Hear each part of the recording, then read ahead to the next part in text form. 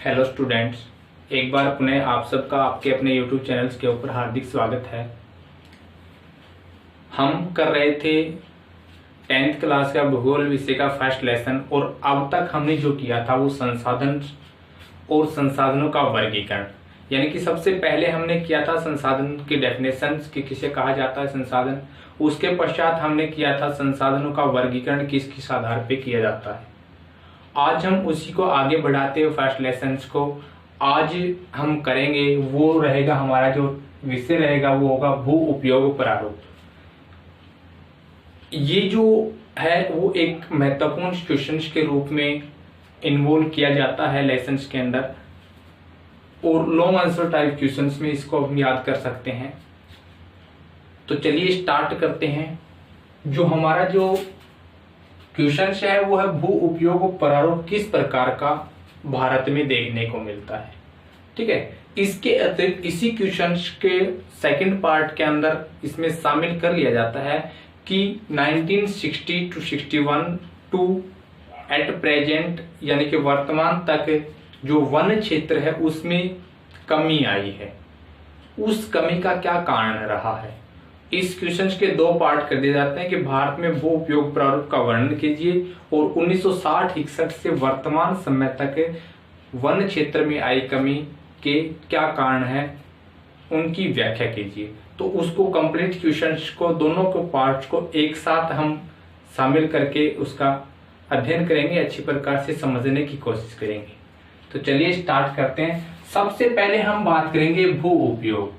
भू उपयोग का मतलब क्या होता है। भू यानी कि भूमि और उसका उपयोग किस संदर्भ में किया जाता है कि भारत के पास जो भूभाग है अपने टेरिटरी के अंदर उसका उपयोग किन किन कार्यों के लिए किया जाता है, वो होता है उसका भू उपयोग प्रारूप या पैटर्न कह सकते हैं। ठीक है, तो इसको टू द पॉइंट समझने की कोशिश करेंगे। पॉइंटों के माध्यम से इसकी अंडरस्टैंडिंग है, जो समझ है हमारी, वो अच्छी प्रकार से आएगी और एक एक पॉइंट सिंपल से तरीके से इसको समझेंगे। सबसे पहले अगर पॉइंट के रूप में हम बात करेंगे तो वो हम बात करेंगे भारत का कुल एरिया, कुल क्षेत्रफल कितना है। अगर भारतीय भूभाग के कुल क्षेत्रफल की बात करें तो 32,87,263 किलोमीटर स्क्वायर भूभाग है भारत के पास। इस जो भूभाग है इसके अंतर्गत 43% भूभाग के ऊपर मैदान है, 27% है वो है पठार, और 30% जो भूभाग है उस पर पर्वत फैले हुए हैं। यानी कि भारत का कुल एरिया कितना है 32,87,263 वर्ग किलोमीटर है। ठीक है, और उस एरिया में 43% मैदान है, 27% पठार और 30% क्या है पर्वत है वो फैले हुए हैं। पहली चीज। दूसरी चीज, दूसरा पॉइंट हम बात करेंगे तो वो बात करेंगे भारत का कुल भूभाग का हमें मात्र 93% भूभाग की सूचना मिलती है या जानकारी कह सकते हैं। हमें भारत के पूर्ण रूप से 100% भूभाग के बारे में जानकारी प्राप्त नहीं होती है। क्यों? ये 93% में से 7% जो भूभाग बचता है ये वो भूभाग है जो पीओके के अंतर्गत आता है और अक्साई चीन के अंतर्गत।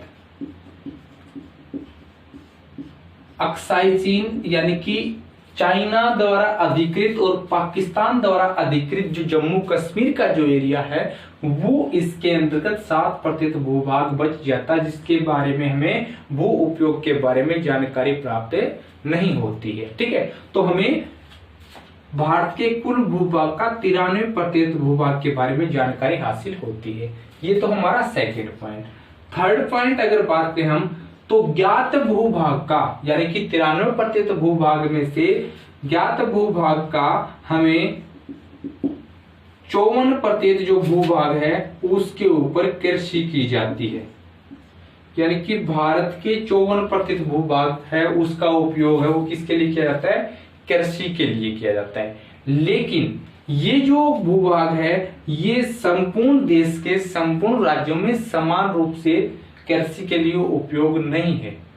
कुछ राज्य हैं जहां पे 80% भूमि के ऊपर, भूभाग के ऊपर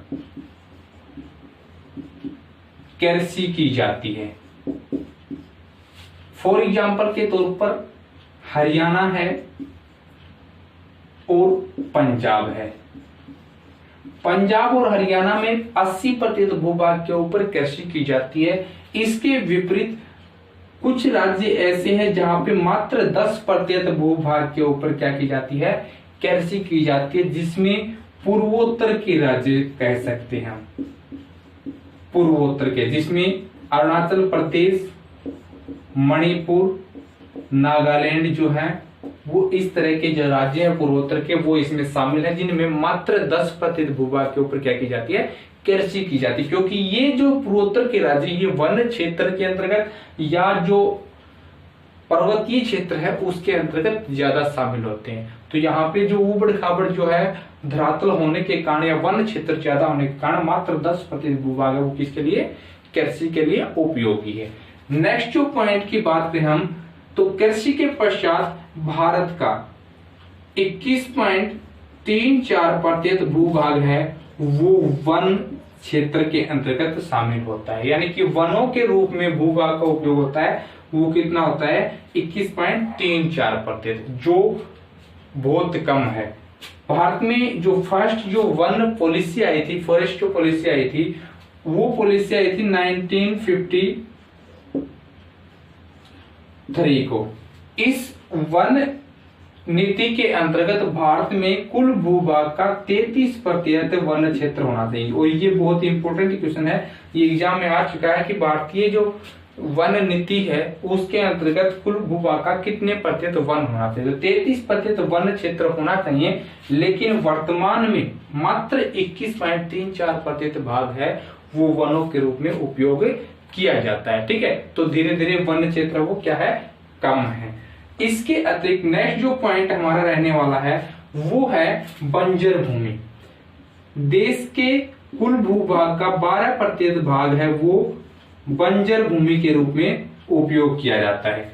ठीक है, 12% भूभाग। और इस बंजर भूमि में 5% भूभाग है वो गैर कृषि कार्यों के लिए उपयोगी है, गैर कृषि कार्य। ठीक है, गैर कृषि कार्यों में कौन से काम है, गैर कृषि कार्यों में जैसे उद्योग स्थापित कर दिया, जैसे कोई बस्ती ग्रामीण या नगर बसा दिया, या परिवहन के साधन रेल मार्गों का विस्तार कर दिया, सड़कों का निर्माण करा दिया, एयरपोर्ट है, बस स्टैंड, इस प्रकार के जो कार्य होते हैं वो गैर कृषि कार्यों में शामिल होते हैं।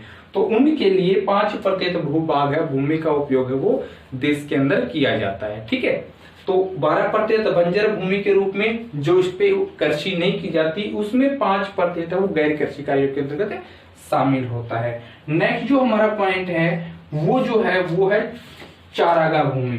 4.7% जो भूभाग है वो किसके लिए, चारागाह भूमि के लिए, चारागाह भूमि के लिए उपयोग किया जाता है 4.7%। आपको पता है भारत एक कृषि प्रधान देश है और यहाँ पे न केवल कृषि बल्कि पशुपालन भी कृषि के साथ साथ चलता है। और पशुओं के चारे के लिए भी यहाँ पे लगभग 5% भूभाग है वो उपयोग किया जाता है। ठीक है, जहाँ पे पशुओं का चारा है वो उगाया जाता है। इसके अतिरिक्त अगर हम बात करें तो और भी बहुत सारे छोटे छोटे कार्य होते हैं जिनके अंतर्गत भूभाग का उपयोग किया जाता है, लेकिन मुख्य रूप से आपको ये 4-5 पॉइंट है वो इनको अच्छी प्रकार से समझना है। ठीक है, इसके अतिरिक्त अगर हम सेकंड पार्ट इस क्वेश्चंस का बात करें तो सेकंड पार्ट है 1960-61 से लगातार क्या हो रहा है, वन क्षेत्र है वो कम हो रहा है। ठीक है, वन क्षेत्र में कमी आई है।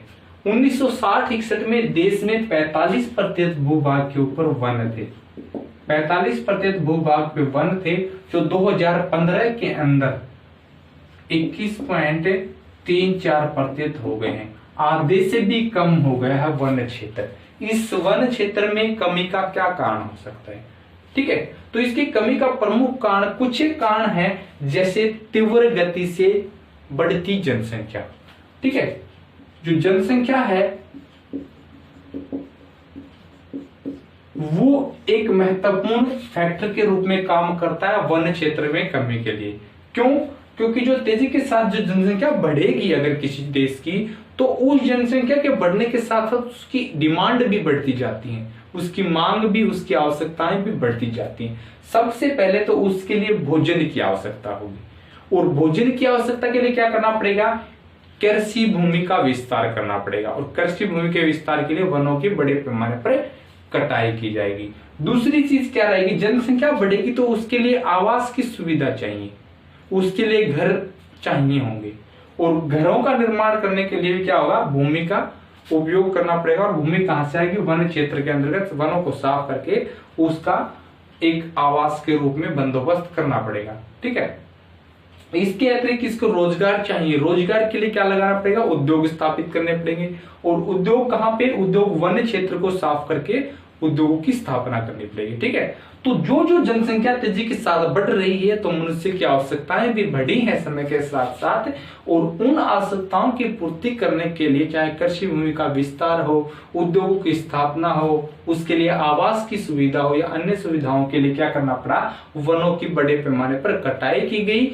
और उसका परिणाम क्या हुआ कि जो 45% 1960-61 में वन क्षेत्र होता था, वो अब मात्र 21.34% तक सिमट कर रह गया है। और कुछ राज्य ऐसे हैं जैसे हरियाणा है, पंजाब है, यहाँ पे 4 से 6% तक मात्र वन क्षेत्र के अंतर्गत शामिल होते हैं।